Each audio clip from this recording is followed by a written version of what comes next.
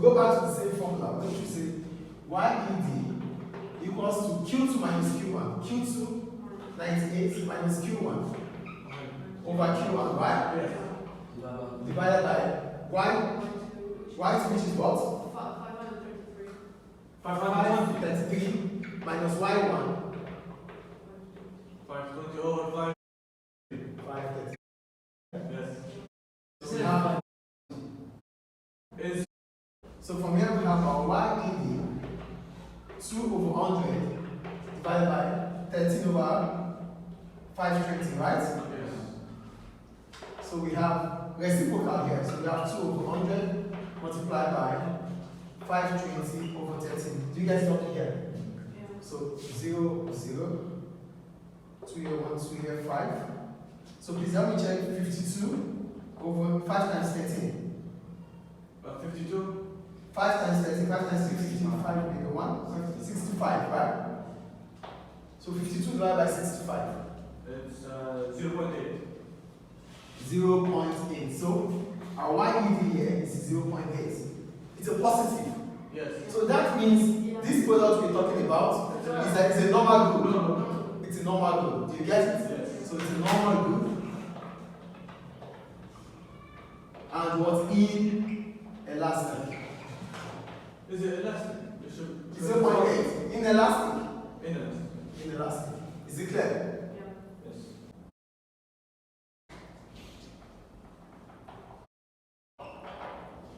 So, what you have to do here, look, my question says, I wrote, analyze the difficulties that a business might face. It's the same as human. Yeah. So, the first thing you need to do here is to define what the mass market is. Do you understand? You don't just give the point out. You say you define what the mass market is. So, what's the mass market? I think I know this, right? Yes.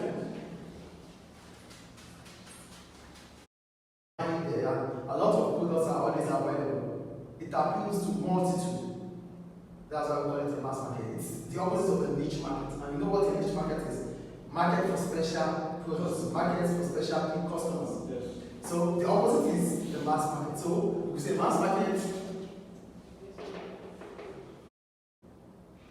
and consumers. Is it clear? So now, what are the problems we face? Problems. Between pre-mark and the other. High competition. I'm going to explain it more. Consumers, okay? So because it appeals to large number of consumers or large number of firms, it means. Sorry, when I'm talking, you don't write this.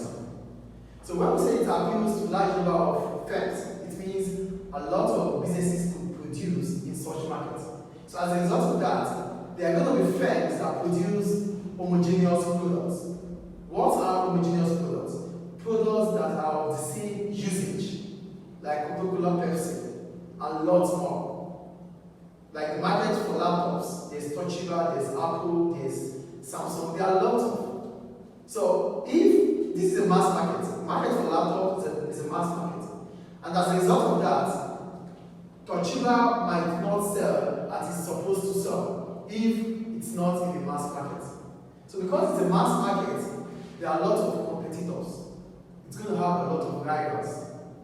Do you understand? Yes. So having a lot of rivals, what does that mean? It means less market share for the business. And when there's less market share for the business, it means less revenue for the business. And as a result of that, less profit for the business. Yeah. Is it clear? So high competition, number one. Look how I said, since Roman sells in the mass market, it's expected to have other rivals selling the same products as its okay, which will definitely reduce its revenue. You know, earlier when I said the opposite of the mass market is a niche market. Yes. So without going far, you could also think a niche market has an advantage over this. Yes. Might increase than selling in the mass market. Do you understand? So the problem here is selling in the mass market will mean that the profit margin will be less than that of a niche market. Is it clear?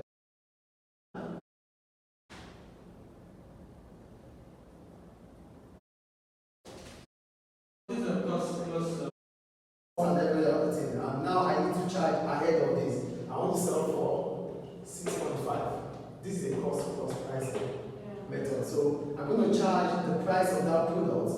I'm going to sell that product above the cost price. Is it clear? yes.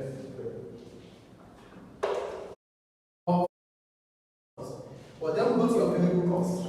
These are costs that changes as output changes. We're talking about the advantages, the importance, the merits. Are you guys with me? Yes. Okay.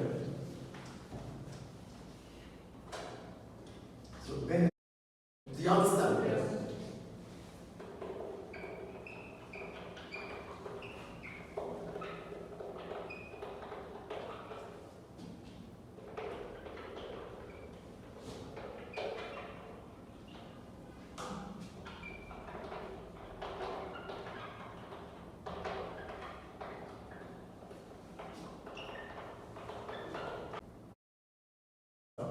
Our business objective, what's a business objective? That's certain targets that a business must meet at a period of time. Targets that you set yourself as a business that you have to fulfill at a given point in time. That's a business objective. So one of the business objectives is ethical sourcing. So what is ethical sourcing? Before we go into ethical sourcing, let's talk about ethics. So ethics means moral way of doing things. What do I say? Moral way of doing things. Are you with me? Yeah. So ethical sourcing means source. How you get things. Yeah. You buy. What you buy. Things you buy. How do you buy them? When you buy things, morally, that is ethical what? Sourcing. Do you get it? So, ethical sourcing means the way a business buys, the materials it buys, or the product it buys. But buying it in a way that is moral, that is morally inclined. That means goods that you bought, materials that you buy, you are buying it ethically, you are buying it with fairness. You're not buying to buy. You're not lobbying to buy. You're not using influence to buy. You're buying the right material. And whatever you buy, it does not have a negative impact to the environment. So this is ethical sourcing. Do you understand ethical sourcing? Yeah. Source, things, how we get things. Yeah. Ethics, the moral way of doing things. So put them together, ethical sourcing. Is it clear? So let's say ethical sourcing now. So business objective. These are targets. This is not part of it, but you can just write it, okay? Should I write this? Yeah. Yeah, it's fine. Okay.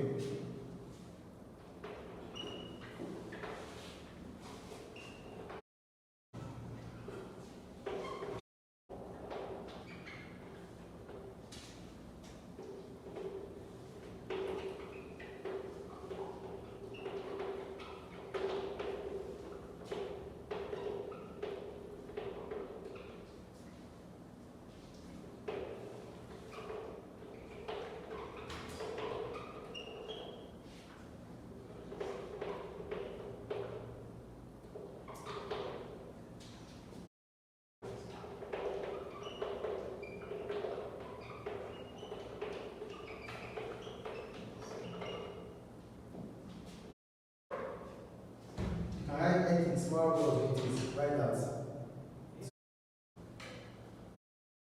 So look, okay. This one. So look at my ethical sourcing in myself. This implies that a business buys raw materials or products with fairness and also putting into consideration positive impacts to the environment, not negative. Is it clear? Yeah. That's ethical sourcing. But then we said we should assess the importance now. So, this is the definition for ethical sourcing. So, if a business buys its products with ethics, that means there's fairness in whatever it does. How does this affect the firm itself? Or how does this affect the business? One, improves or it increases the reputation of the business. Yes or no? Yeah. Do you agree on that?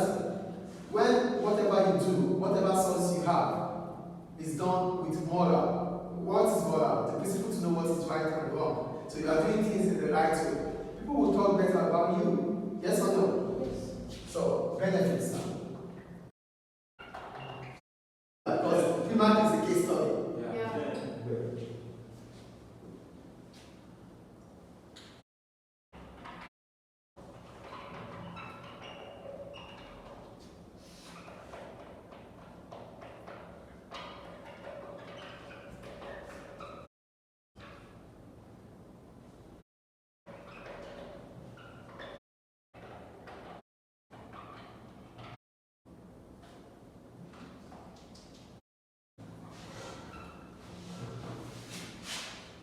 One, it improves the reputation of Primark. Two, it reduces the amount of fines that could be paid to government. It could be part of government policies not to buy or not to transact products or materials that are giving a negative impact to the society. So you could be fined, government would fine you. But if you are doing it right, that means it reduces your fine, yes or no? Yeah. Which is an advantage. The third one, it will increase the market share of Primark. Primark would have a competitive advantage over other firms.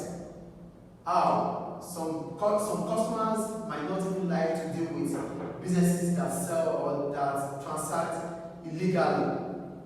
So this could make Primark to have more or to gain more customers. Is it clear? Yeah. Is right.